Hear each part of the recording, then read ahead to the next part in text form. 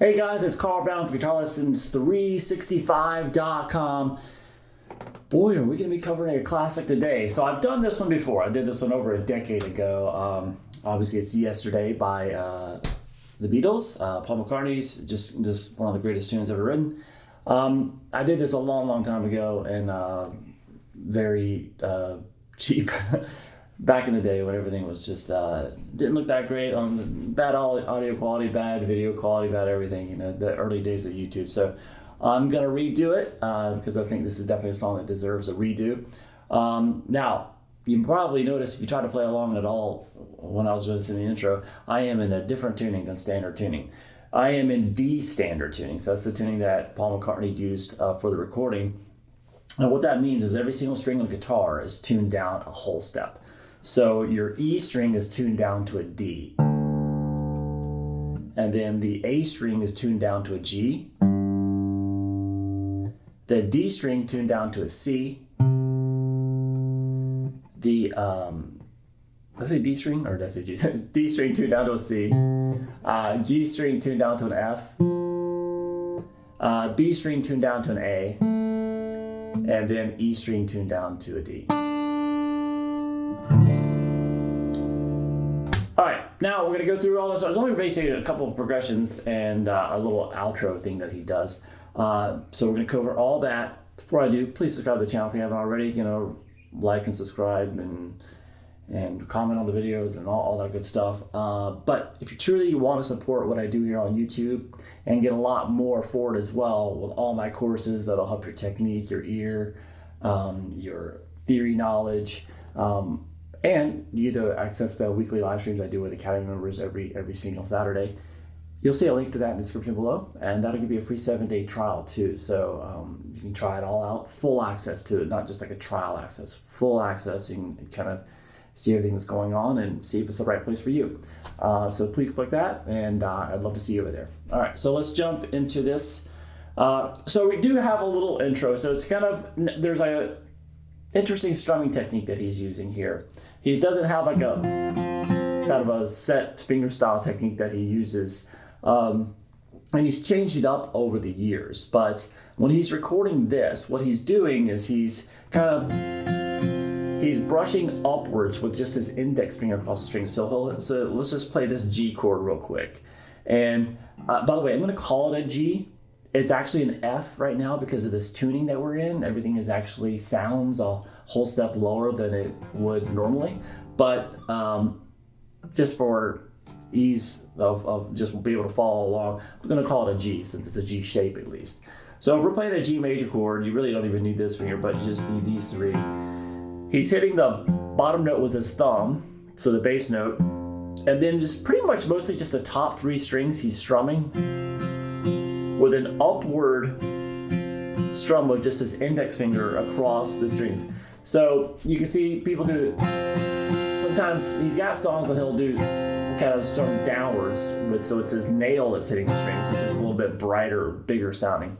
But for this one, he wanted to make it sound more mellow. So you can see he's using the flesh of his finger, so he's kind of doing mostly upstrokes. So that's kind of the pattern.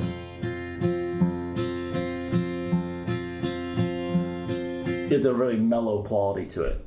So that's the very beginning, this little intro. We take that G chord, so that's the third fret on the high E and the B, and then the third fret on the low E, and that's really all you need.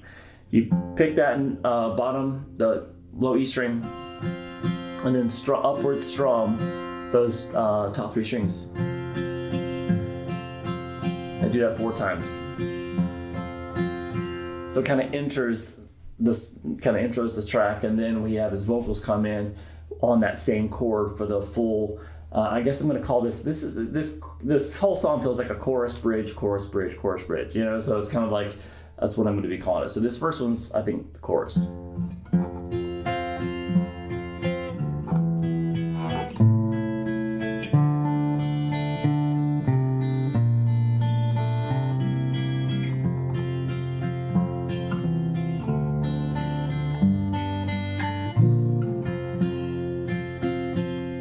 All right, so we're gonna start here with that starting pattern on the G, then there's an open E string, and then it goes to an F sharp minor chord. Now, he plays it like this, which could be awkward. It's actually kind of sometimes, for me included, easier just to play it as a normal bar chord. So you can play it with the thumb down here, or you can play it just as a normal bar. And to be honest, you're not really playing the D string or the A string anyway. So you can actually play the thumb and then just the top 3 strings and kind of do it like this even. He doesn't finger it like that, but those are the only notes that he's playing anyway. So it doesn't really require doing this full chord or even a full bar.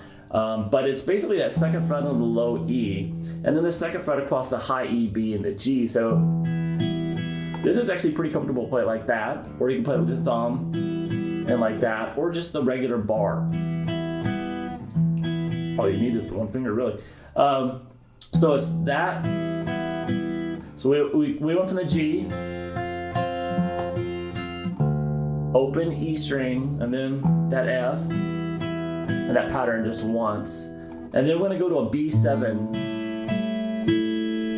So that's now the second fret there on the A string, second fret on the G, open B, open high E. So that's really all you need. You pick that the A string there with your thumb, and then the upstrokes there on the high 3 string, the top 3 strings. So we have this.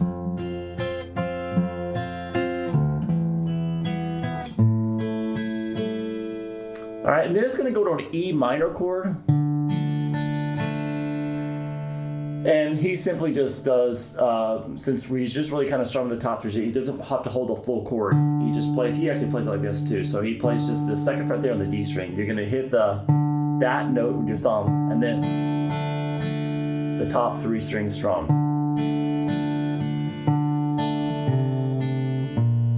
And there's a little moving bass line there.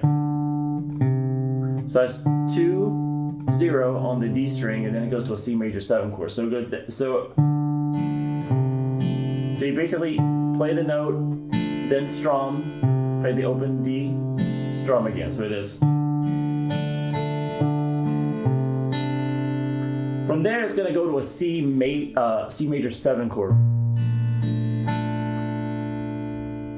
So that's going to be just a 3rd fret there on the A, 2nd fret there on the D, and then everything else open. So not a regular C major. Just keep that B string open. And really all you need is that bottom note once again, and then the top 3 strings open. Then it goes to a D dominant 7 chord, or D7. So that's an open D, 2nd fret there on the G, 1st on the B, and then 2nd fret there on the high E. And then we're going to go back to that G. So I'm going to go through what I have so far. We're almost got about halfway through this course.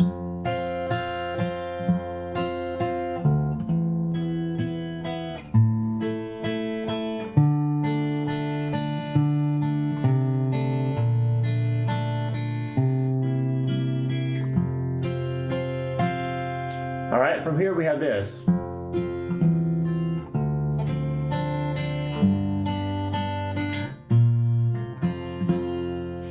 So actually, more than halfway through we were. So after you back to this chord, the G chord, and strum it, so make that bass line.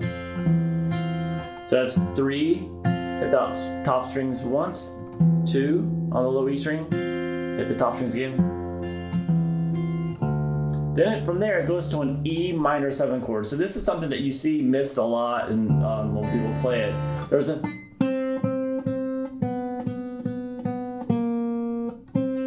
that very prominent line that he's doing on guitar. They even orchestrate it with the strings when the strings start playing.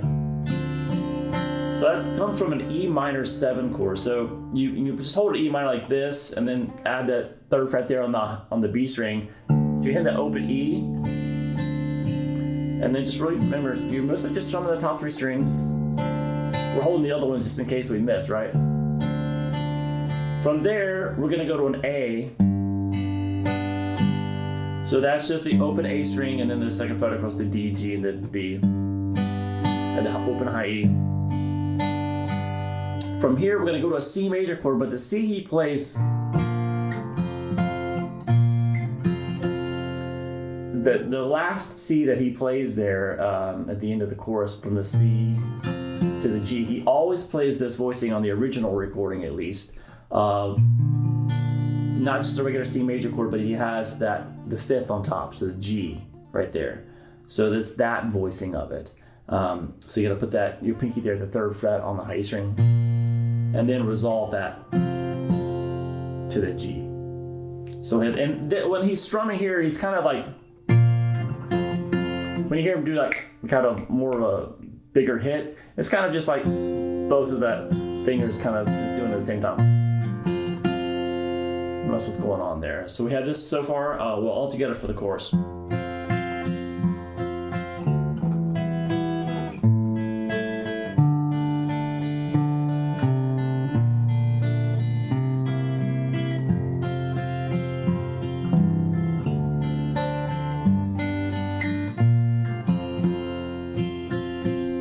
Okay, you do that little C, then hit G twice with this kind of just really pinching the fingers, yeah. And then add some strums and then repeats.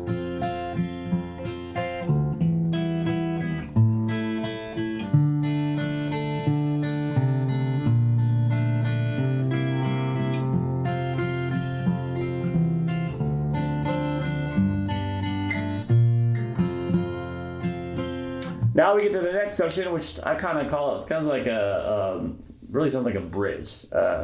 It's not really a verse feel to it. All right, so it sounds like this. You're kind of coming from that G chord. And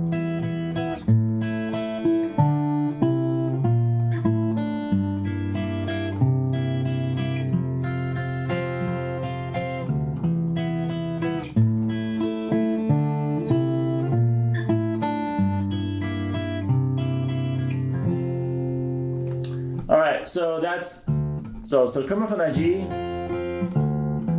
it has that open E again. So whenever you go from that G to the F sharp minor, there's an open E there that helps that kind of change, smooths out the change. So but this F sharp minor is really the first chord of the bridge. So you do that. We've already covered that chord. You can play it like this, you can play this, you can play it like this, and then to a B7. That same B7 we did before. And then we have this little, so that's kind of interesting. So what's going on there? This is you're gonna kind of do some, pick these two strings together. So you're gonna start with the 2nd fret there on the D with the open high E string. Then you're gonna reverse that. You're gonna have the open D with the 2nd fret on the high E.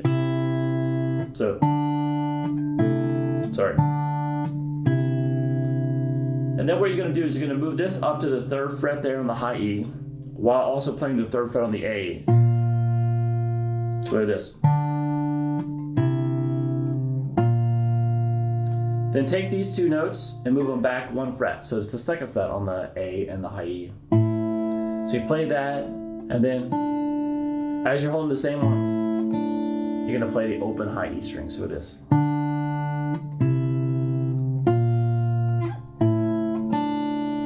Now you can play all that with just a thumb and index if you're not much into fingerstyle. Now from there, we're going to go to an A minor 6 chord. So really how he's achieving this is that he's going to hold this same whole chord, but it's basically just like that D7 that we played, because he goes to the D7 after this. So the D7 here is played like that, which is that 2nd fret on the G, is the 1st fret on the B, and 2nd fret there on the high E. But it's that D7 shape, but where you put an A in the bass. Now it becomes an A minor 6 chord. And then you put a D in the bass, which he does next, and it becomes a D7. So you can look at it like that, or you can just look at it as a D7 with just a kind of the fifth and the bass first, then the root, which is fine too. So it's kind of like however way you want to do them.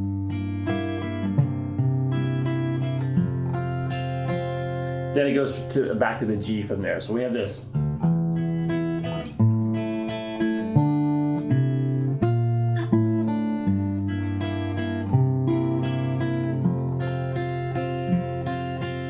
We repeat.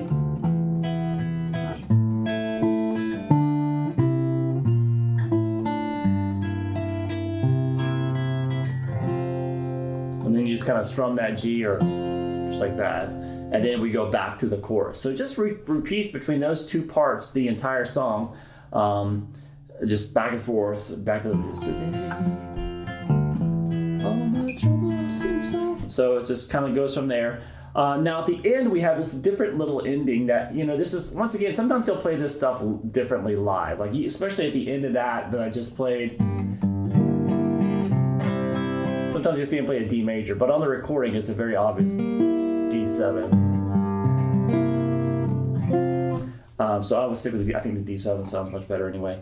But at the end of the song, it's kind of buried underneath the string section, but you can find the isolated recording of this, by the way, on YouTube, and I recommend listening to that because then it really helps you hear all the guitar part a lot easier. But there's this little outro.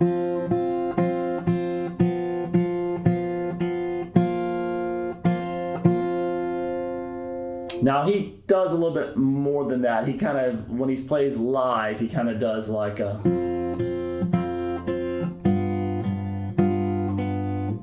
I'm sorry, then that kind of thing. So you can thicken it up a little bit, but what's on the actual recording is high E, the third fret, B on the third fret on the B string, and the open G string. So just those three strings. And here sounds like he's more plucking them. It's not, they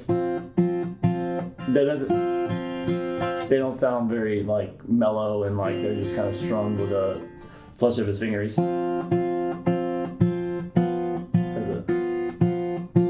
A bit more articulated here. So you can do that with just the thumb on the G string and then the index on the B and the middle finger on the high E, and just play those that four times, and then just move the note on the B string down to the second fret, still keeping the open G and that third fret there on the high E string. Play that 4 times, and then go to the first fret on the B, still keeping everything else the same. So we have this.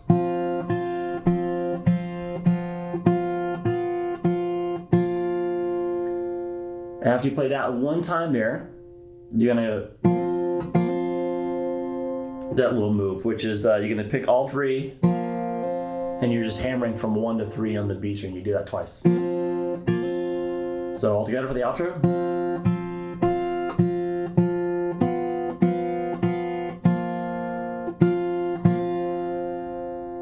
So it's not like a very complex song at all. It's just got a couple of chord progressions really to learn in that little outro. It's more about how quickly the chords move from one to the other. Pretty simple chords, but you can kind of find, like we talked about that F sharp minor, you can find your own way to play it and make it easier for you. And it's that moving bass line and how quickly the chords move from one to the other is probably the bigger challenge. But only a couple chord progressions to memorize, so hopefully you guys will get it down pretty quickly and then have this beautiful song underneath your fingers. All right, I'll see you again soon for guitarlessons365.com.